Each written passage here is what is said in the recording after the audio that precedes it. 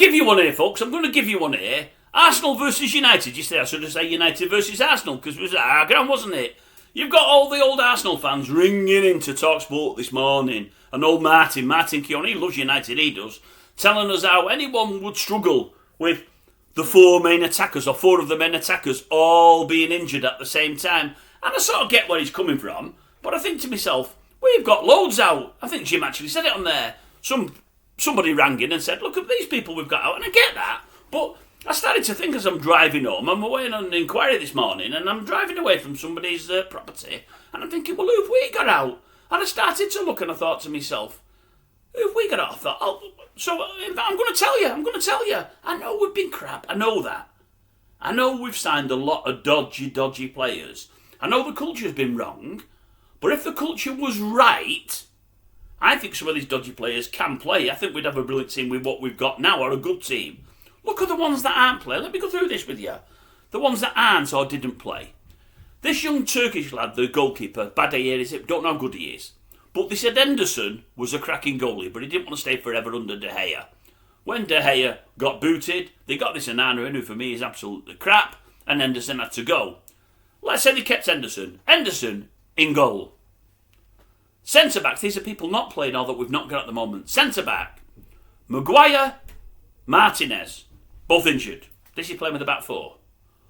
Full-back, Luke Shaw, injured virtually all year. Full-back, what's his name? Is it Leon? The new boy from South America, only 17, 18. They say he could be a world beater. I've put him in there because I couldn't think of another full-back, but he's not yet with us. We've signed him, he comes next year. This is how our transfer works, this is what I'm getting at. We do it all ass about face. So there's a back four there along with Henderson. Centre of midfield, old Kobe Mainu there and Ugarte. Both didn't play today, both injured. Outside them, I can't believe I'm saying this guy's name, but he looked like he could have been a player. He's doing a bit over in Spain.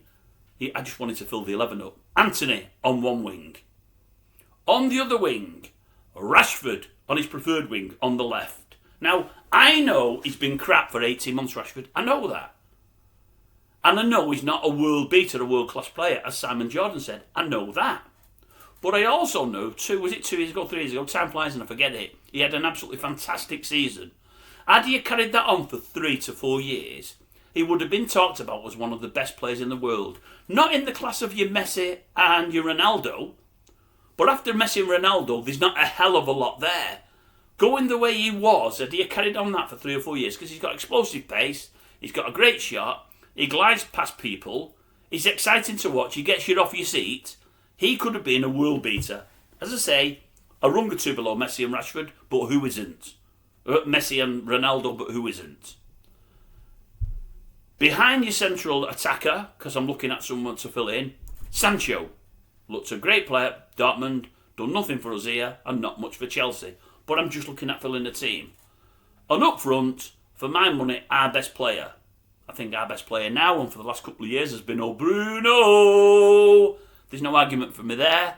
But I think the best player we've had in the squad for the last 5 years, and him who would have been a world beater, you know I bang on about him a lot, is old Mason Greenwood. Mason playing through the middle, chances being made hopefully by Rashford and hopefully Anthony, if they stop shooting and start crossing, to the most prolific person we had at the club, and a player that I think you're going to see playing for one of the real big teams in the next couple of years, and I think he'll do fantastically well. I really do. With proper service, with proper players, I think people will see how good he is. In many respects, I hope I'm proved right for the boys' sake. I also hope I'm proved wrong because I don't want to see it at any other team other than ours. But there's 11 players that didn't play for one reason or another. But there's 11 players that, had circumstances been different, all could have started the match yesterday. Forget the 11 that did play.